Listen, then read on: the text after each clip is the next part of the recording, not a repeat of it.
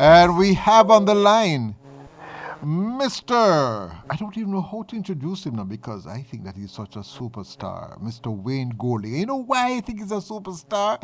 He's in America and you believe he's still in Jamaica. He's contributing. Oh, yes, Wayne Golding. He was born in Kingston and he went to KC. You know, I went to the KC.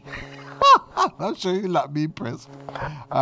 So he went to KC, and after graduating from KC, he migrated to the United States of America. But he's still showing strong interest in working with the community across there, that's Caribbean people, and specifically Jamaicans. And of course, he started out with a successful career there on Wall Street. Can you imagine? Boy, Jamaicans are all over the place.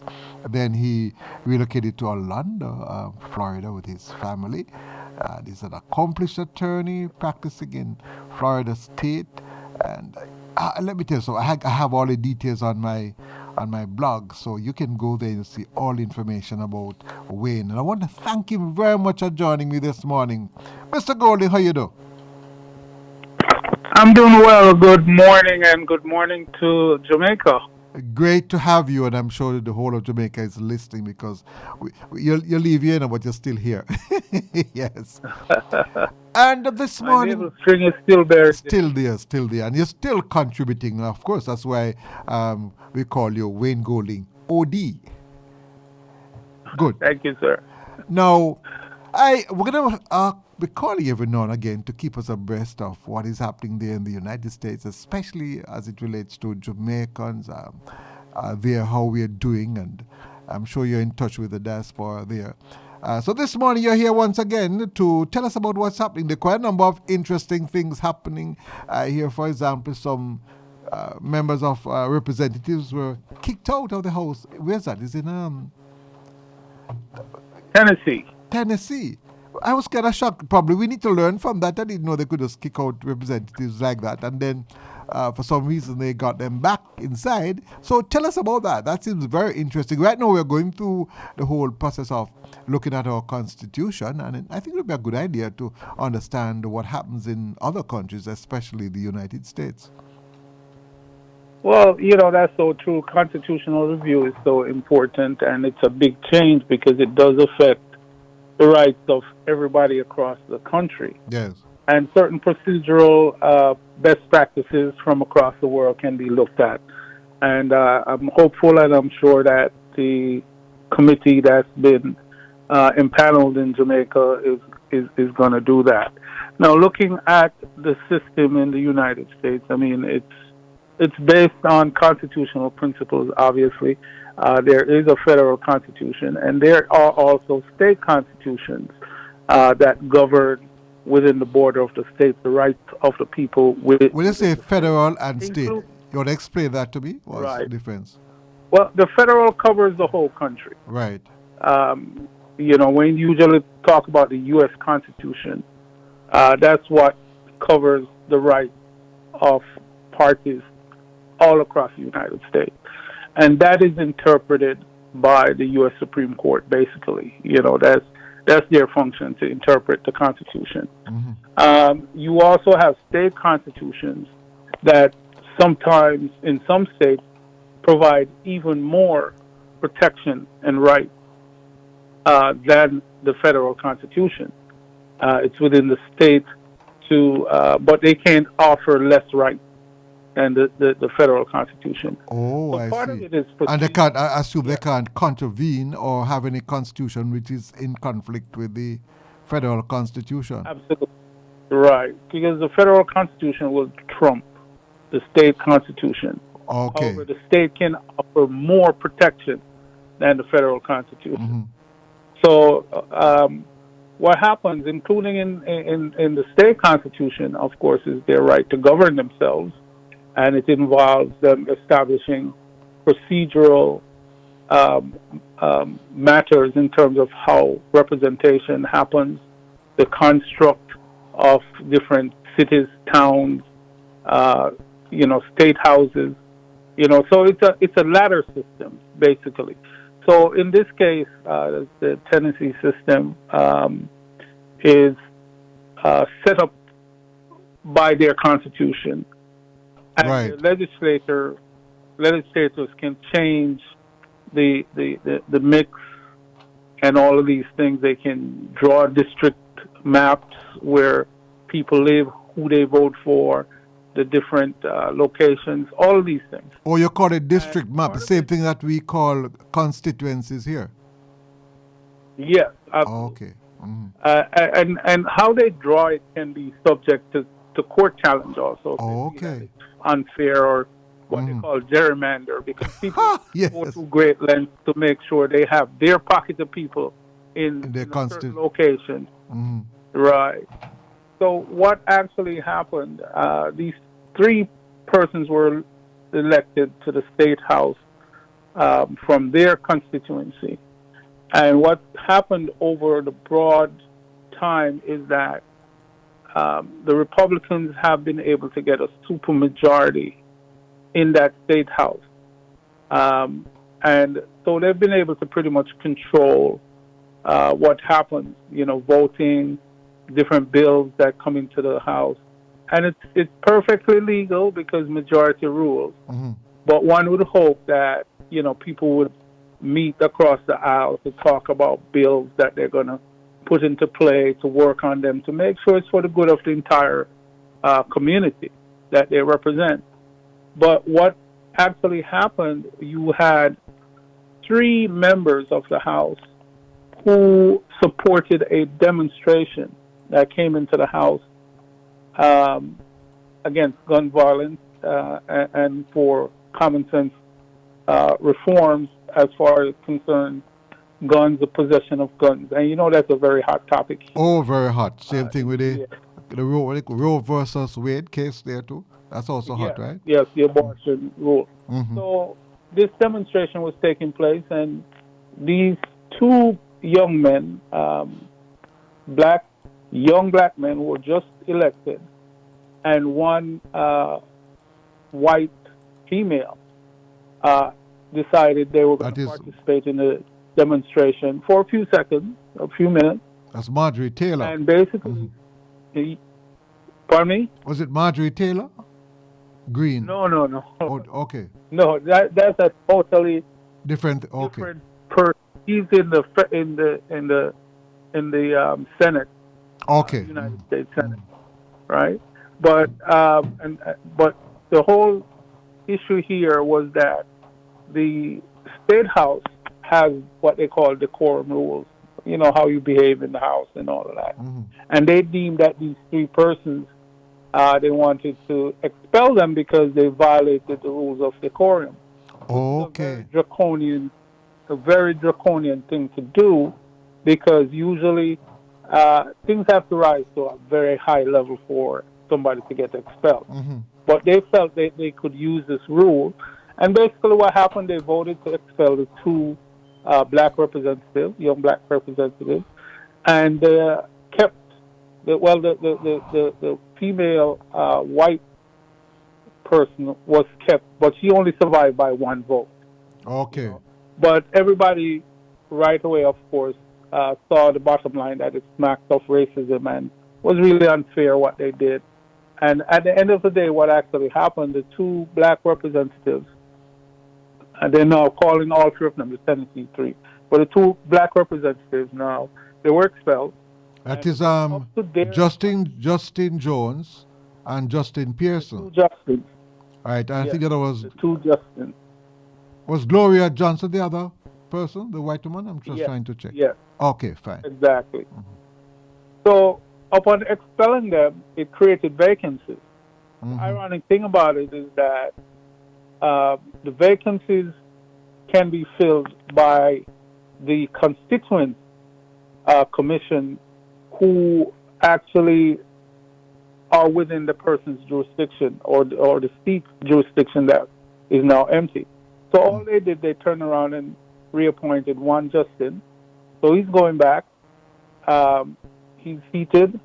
He's still going to represent, but they're still going to call a special Okay. election. But let me ask you, this persons, I'm trying to understand now. Are you saying the persons who voted to expel him? Or is it a different organization that put him back, or is the same persons? No, different body, because you have a local commission Yes. in your constituency, Oh, and they're vested with the right to appoint someone if there's a vacant seat. I see. Because this guy basically won his election, was seated, then he got expelled. Once the seat is empty, it goes back to your local Right. commission. But the local commission now, how is that formed? I'm just trying to understand how the system works. That local commission. It's by voting.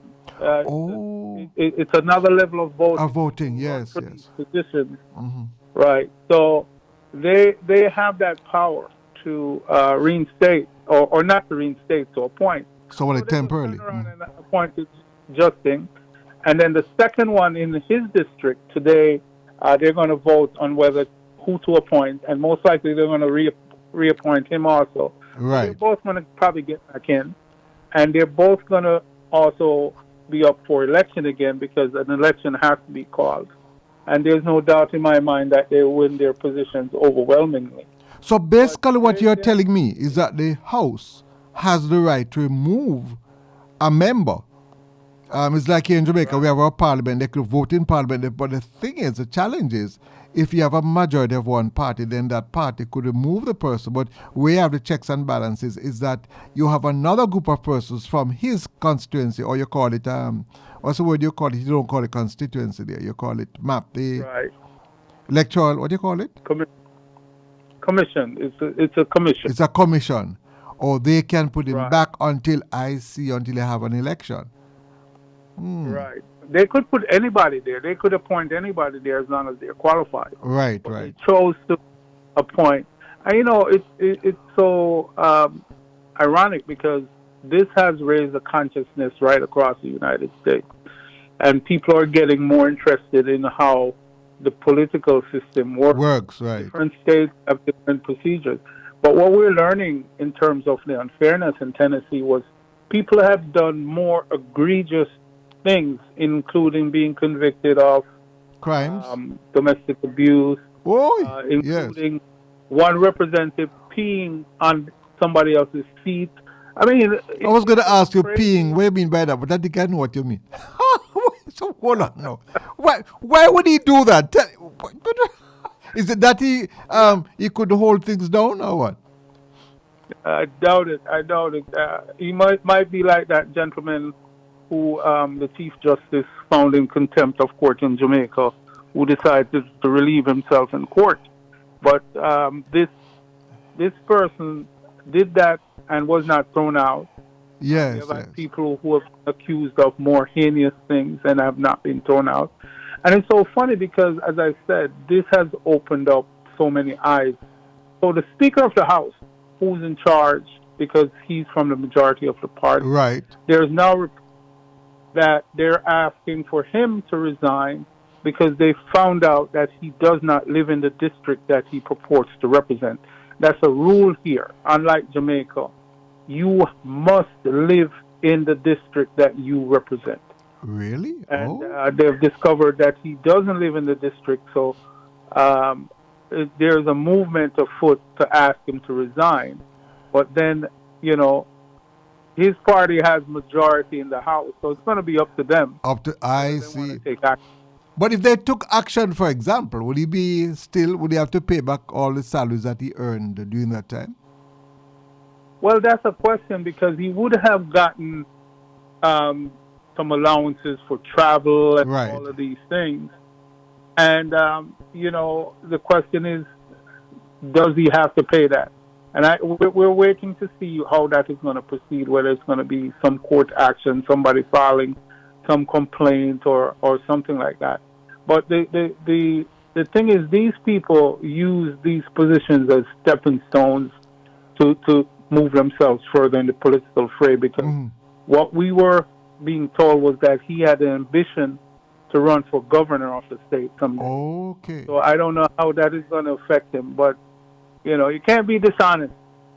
You cannot be dishonest. Well, it depends on where. Sometimes you're dishonest and they probably put you on a pedestal. So.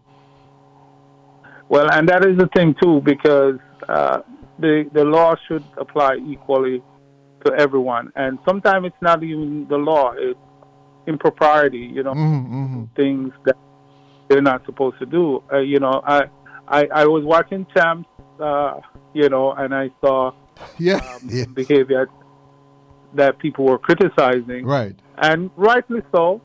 But it brought me back to the sense of children do what they learn and what they Oh see, yes, oh yes. and we we do have some disciplinary issues in some of the highest uh, divisions in Jamaica that we can ask I guess you're questions. putting it mildly. So they have to set an example Yes. in order to ask these kids to live up to What is certain standards. interesting, since you mentioned champs, is that whenever we have that kind of a behavior, you have persons who are highly placed in the society want to find an excuse. Now, I will tell you, whether you want to blame the society or what, but if action is taken, then you'd have sent a strong message to every single youngster that if you do it, you're out. I can't forget when I was in charge of a festival song some years ago and somebody did something and I just took the microphone. I said, don't you dare do it again. And anybody who follows will be out. We didn't have any problem after that. So there's a fear, I don't know what, trying to be nice or what, that persons do not want to act when something goes wrong. And I guess it happens all over the world. As them said, what is it, jackass, the world and labor? Yeah, but it should be decisive. But Yes, as I say, we have to look at the broader society, and children are part of the society. But as I say, children learn from what they see, and I've yes, seen some behavior in the public sphere, both from the political side and from the social side, that really are not good examples for children. And so we need to take an inward look that. before we jump on the psychoanalysis of these children. Yes, there are consequences for certain behavior. No, we only We're have not about going a to have. few minutes left. But all of this came about because these young Democrats seem to wanted to express their democratic view, which turned out to be very undemocratic. They were undemocratically treated. I'm just being a troublemaker here. Yeah, Because yeah, of the absolutely. the gun, there's so many mass killings there in the United States, and there's concerns more so of the Democratic side as against the Republicans. Jamaica is concerned because because the guns are so freely accessible in the United States. Then for somehow they just find their way, they find a way right onto the shores of Jamaica, and that's a problem. What do you see And happening? What can poor little Jamaica do? well, Jamaica is doing a lot behind the scenes Yes, because I know the law enforcement folks are working with the folks here. right, But the problem comes about because you have this organization here, the National Rifle Association, right. very powerful. And for example, you find a gun in Jamaica, you trace it back to the United States. What's the recourse? The person is allowed to buy it, is allowed to sell it. How it gets to Jamaica is another question, and whether our Jamaicans are deeply involved in that sort of trade is Yes. also part of the problem. But it is difficult to police because, first of all, Jamaica's borders are so porous. It's not just No, coming why in use the through the word border. porous? I mean, you're wide open. You're flying and Well, fly out as you like. It's only for those who come through the airports or the other ports of entry. But basically, you can yeah, come in and by boat or you. yeah, and that's why it's so important for us in the diaspora to get involved Yes. where we are. Get to the level where we can be a part of the system, contribute to Right. the discourse, and show them some of the issues. Talk to our representatives, and deal with it from that level. But let me ask you, I mean, I know you're a lawyer, but I would have thought that with the technology now available and with satellites all over the place, that if a plane is down there and it is not supposed to be heading to Jamaica, that the satellites would be able to pick up these things. I mean, you're not into that as such, but I just wondered to what extent satellites are monitoring the movements on Earth, or they're not that powerful. There are, and I know just a little bit about that, and I know there's a lot of resources being utilized to Yes. combat the illegal firearms trade. But when you have the willing participants that will go over and above Yes. and around the rules, you're still going to have this problem. The culture is of such that they love guns and they want guns and they're going to do what they have to do. But on the other side, I think the penalties from this side for illegally exporting and all of that are there on the books.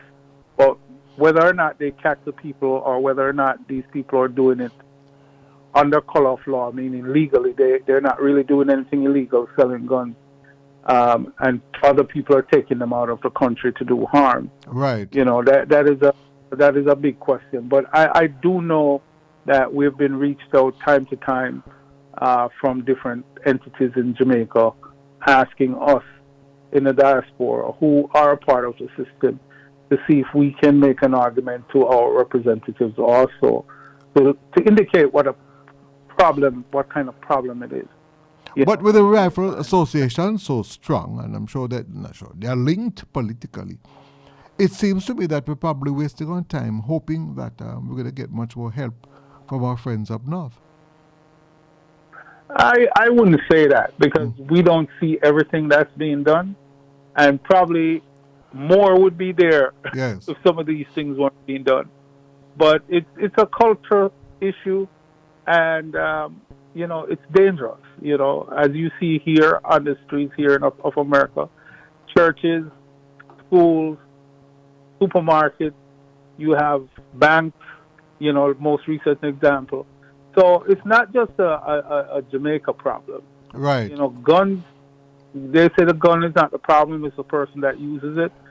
But I tell you, legislation can be a big part of it. Right. And right. also the punishment for breaking the law. And I see Jamaica is moving in that direction. But Well, I have a very strong feeling. I think the way to deal with certain things that the person must be removed permanently from the society. The moment you unless, there are certain crimes, I believe in rehabilitation and so on. But when you commit certain offenses, I see you as a terrorist. And the only way I believe to deal with them is to remove them from the system completely. There are two ways to do it if you commit. Yeah. Well, there again, you're talking about constitutional rights of persons, and all of this has to be sorted out. Right. Because if you remember, in the 70s, we had a nice big red place on South Camp Road. That was PR, boss. That if you were found with even a bullet, you would go there for indefinite detention. But you're not. So. Yes. All right. It all depends. Sometimes it depends on who actions being. Well, the first right we have is the right of life. And I have no problem with taking away the rights of those who seek to take away my right to live. My friend, I want to thank you very much. Or we can make contact with you because I know you're into immigration things and so. How can we make contact with you? Well, if people want to get in touch with me, they can send me an email at wgolding@goldinglawgroup.com. Right. Or they can call my office, 407-574-8691. Well, thank you very much, my friend, and we'll be calling on you again, and we want to say thanks to you for contributing to Jamaica and for giving us information. You have given us quite a lot. As a matter of fact, I'm going to tell you, the information that you've given this morning should probably better help us to understand this whole idea of some of the needs, some of the things that need to change about our Constitution. So I want to thank you very much, my brother. Have a wonderful day. Absolutely. Thank you. You too. Bye-bye.